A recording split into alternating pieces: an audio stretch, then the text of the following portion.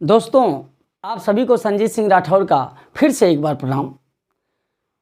आज हम वर्ण रचना के शेष भाग की चर्चा करेंगे और एक बात का आप ख्याल रखिए कि आज की जो चर्चा है वो बहुत ही महत्वपूर्ण चर्चा है और आज जो भी चीज़ें बताई जाएंगी वो सीधे सीधे एक एक नंबर का क्वेश्चन कॉम्पिटिटिव एग्जाम्स में बन के आएंगी।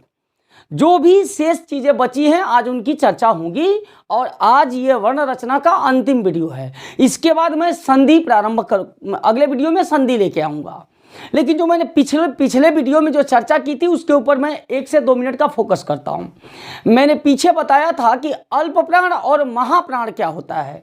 तो मैंने एक साधारण सा ट्रिक बताया कि जिसके अंग्रेजी करने पर जिसमें अंग्रेजी का यच मिलता हो वो महाप्राण है और जिसमें यच नहीं मिलता है वो अल्प प्राण है। उस आधार पर वर्ग का पहला, तीसरा और पांचवा वर्ण अल्प प्राण बना था और दूसरा और चौथा महाप्राण बना था। य, र, ल और व की इंग्लिश करने पर उनमें यच नहीं था, इसलिए वे अल्प प्राण थे और स और श तथा ह में यच था, इसलिए वो महाप्राण थे।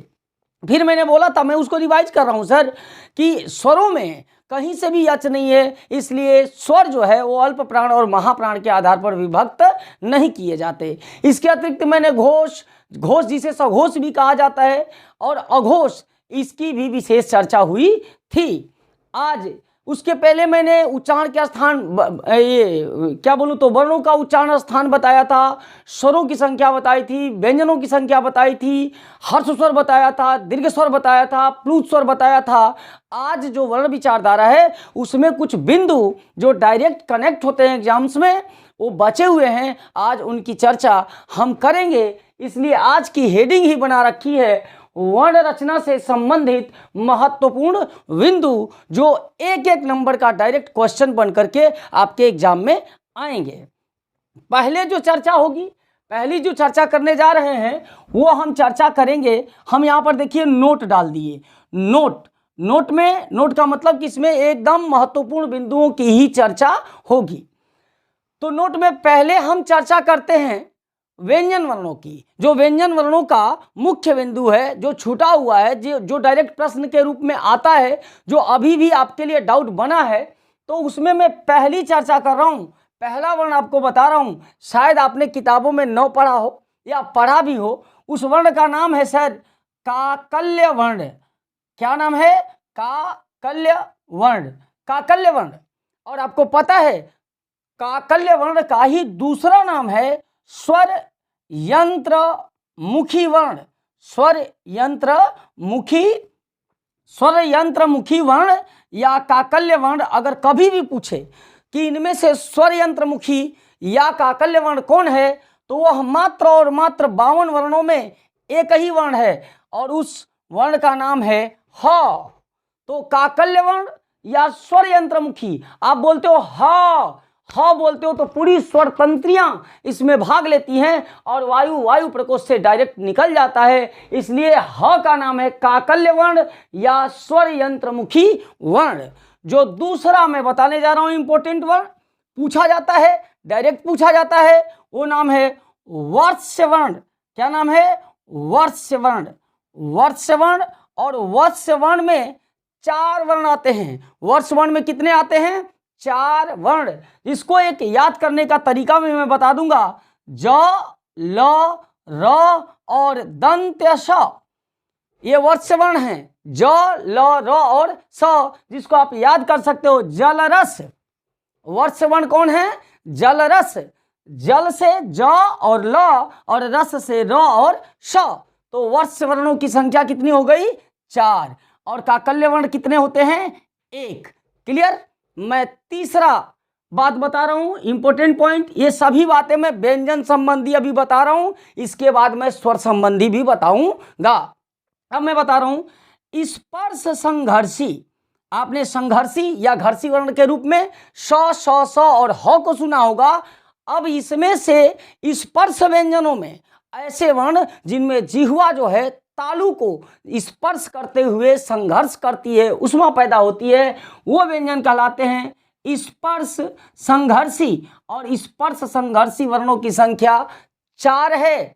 कौन कौन? वो चवर्ग के चारों वर्ण च, छ, ज और झ, इन्हें क्या कहा जाता है? स्पर्श संघर्षी। कभी भी पूछे स्पर्श संघर्षी व्यंजन कौन कौन है तो च, छ, ज और झ। काकल्य वर्ण कौन है? ह है। और वर्ष व्यंजन कौन है? तो जलरस यानी ज, ल, र और श है। अब मैं अगले बिंदु पर व्यंजन से बता रहा हूं, अर्धस्वर व्यंजन। क्या कहा जाता है इन्हें? अर्धस्वर व्यंजन। अर्धस्वर व्यंजन क्लियर? तो अर्धस्वर व्यंजन के रूप में ये स्वर संधि में इनका निर्माण होता है। ई से जब भिन्न स्वर मिलता है तो य बनता है, और ऊ से भिन्न स्वर मिलता है तो व बनता है, और ये य और व अर्धस्वर व्यंजन कहलाते हैं। यानी अर्धस्वर व्यंजनों की संख्या कितनी है? मात्र और मात्र 2 है। इसके बाद मैं 5वें पॉइंट पे बता रहा हूं, उत्क्षिप्त व्यंजन। क्या सर? उत्क्षिप्त व्यंजन, या इन्हें ही दूसरा नाम दिया जाता है द्विगुण व्यंजन।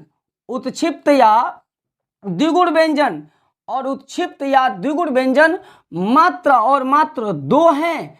ये ड के नीचे बिंदु और ढ के नीचे बिंदु। अगर आप बिंदु हटा देंगे तो ये तत्सम के वर्ण हो जाएंगे, ये टवर्ग के वर्ण हो जाएंगे, लेकिन ये ड और ढ तत्सम के वर्ण नहीं है, संस्कृत के वर्ण नहीं है। इनकी उत्पत्ति ही हिंदी से हुई है, इसलिए इनका नाम पड़ा द्विगुण। 2 गुण है इनके अंदर। सभी के सभी वर्ण 52 वर्ण तत्सम से आए हैं, संस्कृत से आए हैं, लेकिन ड के नीचे बिंदु और ढ के नीचे बिंदु ये हिंदी के वर्ण हैं, इसलिए इन्हें उत्क्षिप्त या द्विगुण व्यंजन के नाम से जाना जाता है। मैं 6वें पॉइंट पे बात कर रहा हूं, पार्श्विक व्यंजन। क्या सर? पार्श्विक व्यंजन बहुत बार पूछा है। इनमें से पार्श्विक व्यंजन कौन है? तो पार्श्विक व्यंजन है ल। पार्श्विक व्यंजन का क्या नाम है? ल। आप जब ल बोलते हो तो ल का उच्चारण स्थान तालव्य है, ल का उच्चारण स्थान तालव्य है। तो जो वायु है, वायु प्रकोष्ठ से जब वायु निकलती है तो ये जीभ के पार्श्व से, पार्श्व का मतलब बगल, ल के उच्चारण में वायु जिह्वा के पार्श्व अर्थात बगल से होके गुजरती है, इसलिए ल का नाम पड़ा पार्श्विक वर्ण या पार्श्विक व्यंजन। ठीक है। अब मैं 7वें पॉइंट की बात कर रहा हूं, और 7वें पॉइंट में मैं लिख रहा हूं लुंठित वर्ण। क्या लिख रहा हूं सर? लुंठित वर्ण। और लुंठित वर्ण में मात्र एक वर्ण आता है। जैसे आप बोल के देखो, र, मैं उंगली डाल रहा हूं, र र र र र र, ये जिह्वा लुढ़की हुई है, यानी लुंठित वर्ण वह है जिसके उच्चारण में जिह्वा लुढ़कते हुए किसको छूती है? तालु के मध्य भाग को। लुंठित वर्ण र के उच्चारण में, लुंठित वर्ण र के उच्चारण में जिह्वा लुढ़कते हुए तालु के मध्य भाग को छूती है, इसलिए र को नाम दिया गया लुंठित वर्ण। ओके। अब मैं लुंठित वर्ण के बाद आपको एक पॉइंट बता रहा हूं सर, बहुत ही इंपॉर्टेंट पॉइंट, आगत व्यंजन या आगत वर्ण। आगत व्यंजन या आगत वर्ण। तो देखो, आगत वर्ण में 2 स्वरूप हुए। एक तो हम सभी जानते हैं कि सभी के सभी वर्ण तत्सम से आए, लेकिन हमारे यहाँ, हमारे हिंदुस्तान पर, हमारे भारत पर मुगलों का भी शासन रहा है, अंग्रेजों का भी शासन रहा है। तो मुगलों की भाषा क्या थी? अरबी और फारसी, और अंग्रेजों की भाषा थी अंग्रेजी। तो अरबी और फारसी के कुछ वर्ण जो हमारे हिंदी व्याकरण में, संस्कृत व्याकरण में प्रयोग में आए, वो मूल रूप से पैदा नहीं थे, इसलिए उनके आने से गम धातु है संस्कृत की। गम मीन्स, गम का मतलब जाना, और आगम का मतलब आना। तो जो आया हुआ है, हमारा उत्पादित नहीं है, हमारा तत्सम नहीं है, जो आया हुआ है उसे आगत कहा गया। और आगत वर्णों का स्वरूप 2 है, एक अरबी और फारसी से, और दूसरा है अंग्रेजी से। तो पहले मैं अरबी और फारसी के वर्णों की चर्चा करने जा रहा हूं। तो आगत वर्ण में जो अरबी और फारसी के वर्ण हैं वो हैं अ, और इन वर्णों में क्या अ अभी लिखा तो ये तत्सम का वर्ण है, लेकिन इसमें नुक्ता पाया गया। अरबी और फारसी के वर्णों में क्या पाया गया? नुक्ता। जो ये मैंने अ पर नुक्ता दिया है, फिर क और क पर भी क्या दे दिया? नुक्ता। फिर क्या? ख और ख पर पे भी नुक्ता, और फिर दिया ग और ग पर भी नुक्ता, और ज पर भी नुक्ता, और फ पर भी नुक्ता। ये देख लो 1 2 3 4 5 और 6 ये अरबी और फारसी के आगत वर्ण हैं, जिनमें से ये अ क इनको बोले थे क।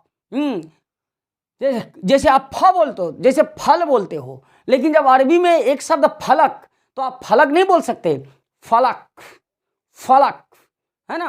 ख्वाब, ख्वाब, तो ख्वाब में नुक्ता होता है, ख्वाब, समझ रहे हैं। तो अ क ख ग ये ज और फ जिनमें नुक्ता का प्रयोग हुआ है, ये अरबी और फारसी से आए हुए वर्ण हैं, इसलिए ये आगत वर्ण हैं। अरबी और फारसी के ये वर्ण हैं। क्लियर? एक बात क्लियर है ना कि अ क ख ग ज और फ अरबी और फारसी के आगत वर्ण हैं, जिनमें से ज और फ का आज भी प्रयोग जबरदस्त ढंग से विद्यमान है, लेकिन अ क ख और ग का प्रयोग अब कम किया जाता है। Clear sir? और इन्हीं आगत वर्णों में एक वर्ण है क्या? आ। क्या नाम है सर? आ। अभी देखो आ मैंने लिखा, आ। अब मैंने जब आ लिखा तो ये तत्सम का वर्ण है, ये तत्सम का दीर्घ वर्ण है, लेकिन आ पर अर्धचंद्र दिया, चंद्र भी नहीं है। इसी को अंग्रेजी में बोला जाता है, जैसे आप अंग्रेजी में लिखते हो ना ए, है ना, ए। गुड। तो ए को हम लोग पढ़ते हैं a man, a man, a boy. यही अ है, इसको पूरा मुख खुलता है, समझ रहे हैं ना, ये पूरा मुख खुलता है, और ये अंग्रेजी का आया हुआ वर्ण है। ये भी आगत वर्ण है, लेकिन ये कहाँ से आया हुआ है? अंग्रेजी से।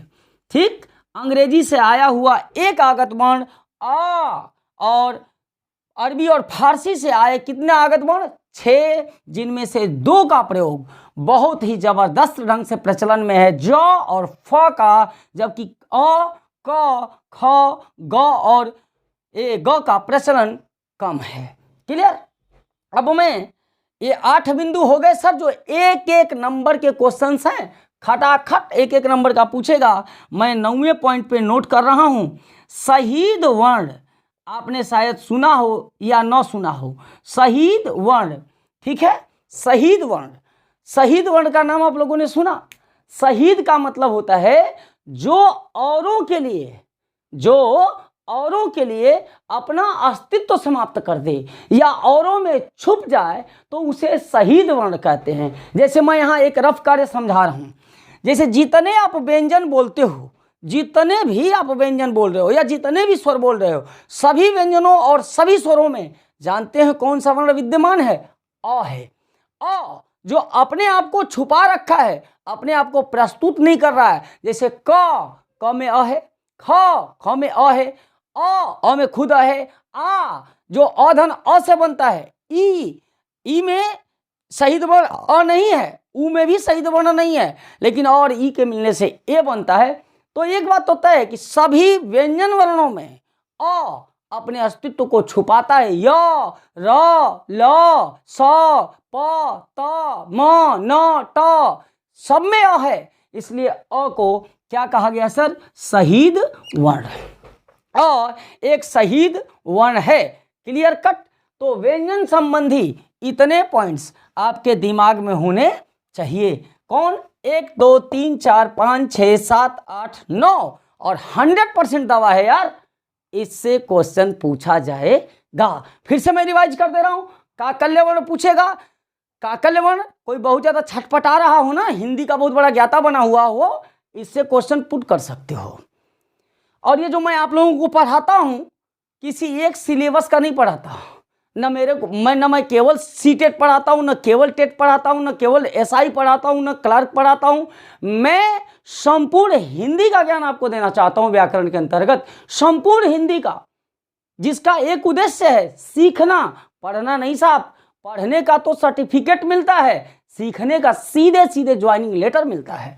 तो चाहे आप कोई भी वनडे एग्जाम्स दो यार, या आप अगर समाज में भी हैं, व्यक्तित्व निर्माण का सबसे बड़ा द्योतक उसका ज्ञान होता है। तो हिंदी शास्त्र में अगर आप साहित्य जानते हो तो व्याकरण उसमें शुद्धि प्रदान करता है। तो हमारा उद्देश्य सिर्फ छात्रों के लिए नहीं है, ये बच्चों के लिए नहीं है, समाज के हर एक उस बिंदु के लिए है जो अपने व्यक्तित्व निर्माण में हिंदी को साथ लेके चलना चाहता है। ये सबके लिए जरूरी है। आप इसे सबको बताइए कि काकल्य वर्ण ह है। वर्ष वर्ण को याद करने के लिए जल रस ज ल र और श, स्पर्श संघर्षी च छ ज और झम है। अर्धस्वर व्यंजन य और व है। उत्क्षिप्त व्यंजन या द्विगुण व्यंजन ड और ढ है, जिसके नीचे बिंदी है जो हिंदी से आया है। पार्श्विक व्यंजन ल है और लुंठित व्यंजन र है। आगत वर्ण में 6 हैं, अरबी और फारसी के अ क ख ग और क्या अ क ख और ग, ये 4 जिनमें नुक्ता लगा हुआ है, और ज और फ जिनमें नुक्ता लगा हुआ है, ये अरबी और फारसी के वर्ण है। जबकि आ जिन पर अर्धचंद्र अर्धचंद्र है वो अंग्रेजी का आगत वर्ण है। और शहीद वर्ण किसे कहा गया? अ को, क्योंकि अ अपने प्रत्येक व्यंजन में ये अस्तित्व छुपा के रखता है। तो इतने बिंदुओं को आप दिमाग में बार बार सेट करिएगा। अगर कुछ परेशानी होगी कमेंट बॉक्स में जरूर लिखिएगा। ये चर्चा किसकी थी? व्यंजनों की। व्यंजन के बिंदु थे ये। चर्चा किसकी थी? व्यंजनों की। व्यंजन से इंपॉर्टेंट बिंदु थे। अब हम चर्चा करने जा रहे हैं स्वर से महत्वपूर्ण बिंदुओं को, तो यहां से इसको हटा रहे हैं। ठीक है, आप खुद भी अपना नोट्स बना सकते हैं, आप नोट कर सकते हैं, क्योंकि बार बार देखने से करत करत अभ्यास के जड़मति होत सुजान, रसरी आवत जातते शिल्प परत निशान। Practice makes a man perfect. If you want to success, then you should be a good practitioner, because without practice we can't achieve any target. So try to be a good practitioner, then you will be succeed. It's not my promise, it's my experience. Is that clear? Now अब हम चल रहे हैं किसके महत्वपूर्ण बिंदुओं की चर्चा करने? स्वर संबंधी। अब जो चर्चा होगी वो स्वर संबंधी महत्वपूर्ण बिंदु जो छूटे हुए हैं उनकी चर्चा की जाएगी।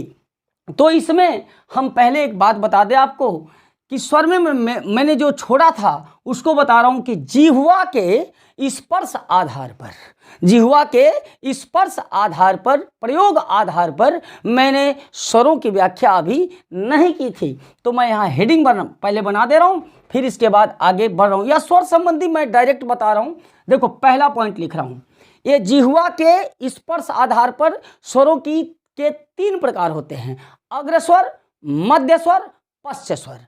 जिह्वा के स्पर्श आधार पर, प्रयोग आधार पर स्वरों के 3 प्रकार हैं: अग्रस्वर, मध्य स्वर और पश्च स्वर। तो उस आधार पर मैं पहला लिख रहा हूं अग्रस्वर। क्या लिखा सर? अग्रस्वर, अग्रस्वर। तो अगर आप उच्चारण स्थान देखोगे तो आप उच्चारण में देखो, जरा बोल के देखो। ई जीभ आगे है, ई जीभ आगे है।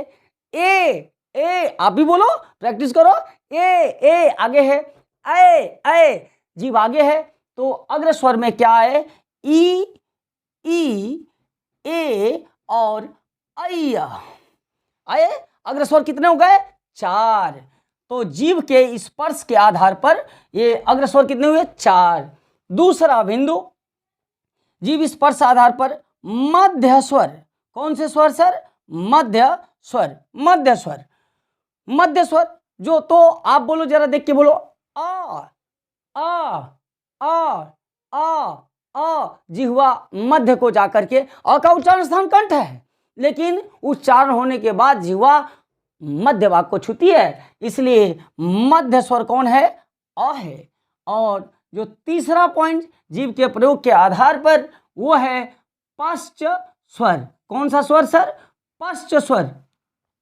और पश्च स्वर में ये 4 और 1 5 स्वरों को छोड़ के 5 स्वरों को छोड़ के सभी के सभी स्वर क्या हैं? पश्च स्वर हैं। सभी के सभी पश्च स्वर हैं। जैसे अब कौन कौन बचा? आ, ठीक है, ए तो इसमें हो चुका है ना, सॉरी। अग्र स्वर में हम लोग प्रैक्टिकल भी कर लेते हैं। तो बचा क्या है सर? आ, ऊ, है ना, ओ, और यहां से थोड़ा सा इसको हटाता हूं और एक लिखता हूं री, और इसके बाद क्या बचा है? ओ, और क्या? औ। आ, ऊ, री, ओ और औ, ये पश्च स्वर हैं। और जो अंग्रेजी का आगत स्वर है, आगत वर्ण है, क्या है वो? आ, जिसमें अर्धचंद्र होता है, वह भी पश्च स्वर है। क्लियर? तो पश्च स्वरों की संख्या, पश्च स्वरों में कौन कौन आ गए? आ गया, ऊ आ गया, दीर्घ ऊ आ गया, री आ गई, हर्ष है, ओ है, औ है, और आ है, आ अंग्रेजी का आगत वर्ण। मध्य स्वर में अ और अग्र स्वर में ई, ए और ऐ। ये हो गए किस आधार पर? ये किस आधार पर हुए? ये 3 प्रकार किस आधार पर हुए? जीभ के प्रयोग आधार पर, जीभ के प्रयोग आधार पर। क्लियर? जीभ के प्रयोग आधार पर स्वरों की संख्या, स्वरों का वर्गीकरण 3 स्वरूपों में हुआ। अग्र, मध्य और पश्च। अग्र स्वर में आए ई, ए और ऐ, और मध्य स्वर में आया आ, और पश्च स्वर में आया आ, ऊ, री, ए, ऐ और आ, जो अंग्रेजी का आगत वर्ण है। मैं स्वरों में महत्वपूर्ण बिंदु में अब चौथा बिंदु जो बता रहा हूं, ओ जैसे वर्णों का आप बोलते हो, जैसे आ, तो मुख द्वार के खुलने और बंद होने के आधार पर भी स्वरों का वर्गीकरण हुआ। मुख द्वार के खुलने के आधार पर स्वरों का 4 स्वरूपों में व्याख्या की गई है। जिसे अब एक बात समझ लो भाई, मुख द्वार को ही विवर कहते हैं। व पे छोटी ई की मात्रा, व और र, मुख द्वार या मुख विवर के खुलने के आधार पर जो स्वरों की चर्चा हुई वो 4 प्रकार से हुई। जो पहली चर्चा हुई उसका नाम था विवृत। क्या नाम है? विवृत। मैं यहां लिख दूंगा किस आधार पर? विवृत स्वर या विवृत वर्ण। जो 5वां पॉइंट में लिख रहा हूं, जबकि इसका प्रकार ये दूसरा है, विवृत स्वर हो गए। फिर जो दूसरा प्रकार हुआ उसका नाम क्या हुआ? अर्धविवृत स्वर। और जो ये 6वें पॉइंट पे मैं लिख रहा हूं, चूंकि मैं पॉइंट इसीलिए डाल रहा हूं सर, क्योंकि ये स्वर के महत्वपूर्ण बिंदुओं की बात कर रहा हूं। इनका नाम है अर्ध संवृत। क्या नाम है? अर्ध संवृत। और जो ये मैं 7वें पॉइंट पे लिख रहा हूं वो नाम है संवृत स्वर या संवृत वर्ण। क्लियर? संवृत वर्ण। ओके, अब इनको थोड़ा सा अंग्रेजी में मैं इशारा कर दूंगा तो आप समझ जाओगे। विवृत वर्ण में मुंह खुला होता है, इसलिए इसको हम ये भी लिख सकते थे ओपन माउथ। इसमें मुंह खुला है, इसमें आधा खुला है। इसमें कितना खुला हुआ है? Half opened. कितना खुला हुआ है? हाफ ओपेंड, आधा खुला हुआ है। और इसमें जो अर्धसंवृत है, इसमें आधा बंद रहता है, इसलिए हाफ क्लोज्ड। और संवृत में मुख लगभग उच्चारण में बंद रहता है, इसलिए इसे कहा गया क्लोज्ड अंग्रेजी में। अब मैं ये क्या बोलूं? विवृत, अर्धविवृत, अर्धसंवृत और संवृत में कौन कौन वर्ण आते हैं, ये प्रयोग के आधार पर हम लोग देखेंगे। जैसे आप विवृत में विवर मीन्स मुख द्वार, तो जिनमें इसमें पूरा का पूरा मुख खुला होता है इनके उच्चारण में। अर्धविवृत में आधा खुला होता है, और अर्धसंवृत में आधा बंद, और संवृत में लगभग मुख बंद ही होता है। जैसे देखो ई बोला, ई तो मुख लगभग लगभग बंद है, इसलिए ये समृद्ध वर्ण है। और सबसे ज्यादा मुख जो खुलता है जिसके उच्चारण में, वो वर्ण क्या है? आ। क्या है? आ। इसलिए विपरीत स्वर क्या है? आ है। क्लियर? आ में पूरा खुला हुआ है, इसलिए विपरीत वर्ण है। अगर मैं फिर बात किसकी करूं? अर्ध विपरीत की, तो उसमें आते हैं अ, लिख देता हूं, फिर प्रैक्टिकल कर लो। अ, ऐ, औ। और अंग्रेजी का आगत वर्ण, अंग्रेजी का आगत वर्ण क्या है सर? अर्धचंद्र, अर्धचंद्र, सॉरी अर्धचंद्र, इसको क्या बोलते हैं? अ। तो अर्ध विपरीत स्वर में जैसे बोलते हो अनार, आदमी, तो आ में ज्यादा खुल रहा है, अ में कम खुल रहा है, तो आ जो है वो विपरीत वर्ण है। और अर्ध विपरीत वर्ण कौन है? अ है। ऐ, ऐ, ऐ, ऐ, ऐ खुला हुआ है, खुला हुआ है, और आ बोलते हैं तो ये अर्ध विपरीत स्वर कहलाए। क्लियर? अर्ध समृद्ध स्वर में ए आता है और ओ आता है। अर्ध समृद्ध जिसमें मुख आधा खुला हुआ है, आधा बंद है, बंद, जैसे बोलते हो तो हो गया, क्या हो गया? अर्ध विपरीत वर्ण। अब हम चर्चा करें अर्ध समृद्ध की, तो जरा बोल के देखो। ए, हम इंची टेप तो लिए नहीं, वरना नाप देते मुखवे को। ए, ओ, तो इनमें आधा मुख बंद है। अब अगर बात करें कि समृद्ध वर्ण जिनमें मुख लगभग लगभग बंद होता है, वो 4 वर्ण हैं। ई, देखो, ई मुख लगभग बंद है। ऊ मुख लगभग बंद है, इसलिए समृद्ध वर्ण में 4 वर्ण आए, ई, ऊ और ऊ। ठीक, तो इस तरह। और ये किस आधार पर आए? ये किस आधार पर आए सर? इनको क्या आधार, ये किस आधार पर 4 हैं? ये हैं मुख के मुख द्वार, जिसे एक और नाम दिया गया मुख विवर के खुलने के आधार पर, आधार पर। क्लियर? ये मुख द्वार या मुख विवर के खुलने के आधार पर स्वरों का वर्गीकरण यहीं से है। वो 4 हैं। ये पहला विपरीत स्वर, दूसरा अर्ध विपरीत स्वर, तीसरा अर्ध समृद्ध और चौथा समृद्ध। मैं यहां से फिर से एक नॉमिनेट कर दे रहा हूं उस आधार पर। ये पहला हो जाएगा, ये दूसरा हो जाएगा, ये तीसरा हो जाएगा और ये चौथा हो जाएगा। क्लियर? और जीभ के प्रयोग के आधार पर अग्रस्वर में क्या क्या आते हैं? अग्रस्वर में क्या क्या बातें हुई? ई, अग्रस्वर में ई, ए और ए। और फिर मध्य स्वर में क्या आया? अ आया। पश्च स्वर में क्या आया? आ आया, ऊ आया, री आया, ओ आया, औ आया और अंग्रेजी का आगत वर्ण आया। अब जब जीभ द्वार, मुख द्वार या मुख विवर के खुलने के आधार पर चर्चा हुई, तो विपरीत स्वर जिनमें पूरा मुख खुलता है वो आ है। अर्ध विपरीत स्वर जिनमें आधा मुख खुलता है ऐ, औ और अ है अंग्रेजी का आगत वर्ण। अर्ध समृद्ध हाफ क्लोज्ड ए और ओ हैं, और समृद्ध स्वर में ई, ऊ और ऊ हैं।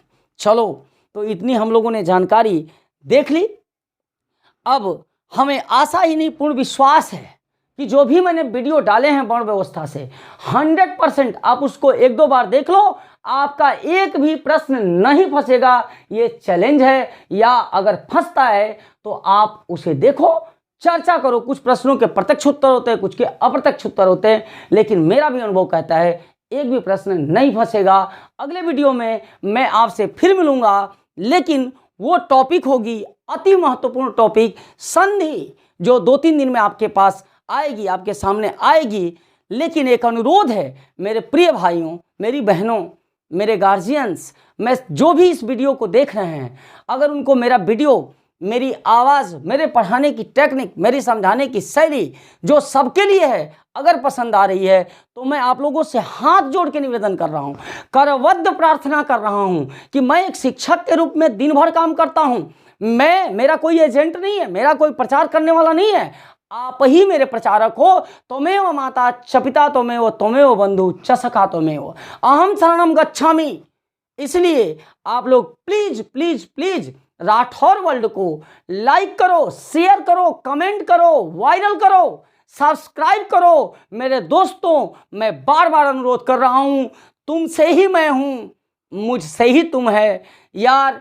प्लीज एक बार वीडियोज को शेयर करो, लाइक सब्सक्राइब और कमेंट करो। तेरा भाई SK sir, SK Singh, Sanjeet Singh Rathore बहुत जल्द ही एजुकेशन के प्लेटफॉर्म पे बड़े अच्छे ढंग से आने वाला है। आप मन लगा के पढ़ो, सफलता आपके पास होगी। 2021 में बहुत सारी वैकेंसीज आपके सामने आने वाली हैं, जिसमें हिंदी का ज़बरदस्त रोल है। हिंदी को ज़बरदस्त तैयार करो और मेरा चैलेंज है कि 100 आउट ऑफ 99% मार्क्स मेरे व्याकरण के इसी वीडियोज को सुनने के बाद आप कर डालोगे तो राठौर वर्ल्ड की तरफ से ढेर सारी सफलता की शुभकामनाओं के साथ संजीत सिंह को आज के लिए विदा कीजिए और अगले वीडियो में संधि के साथ फिर मिलूंगा। तब तक के लिए शुभ रात्रि, गुड नाइट, बाय बाय, नमस्कार।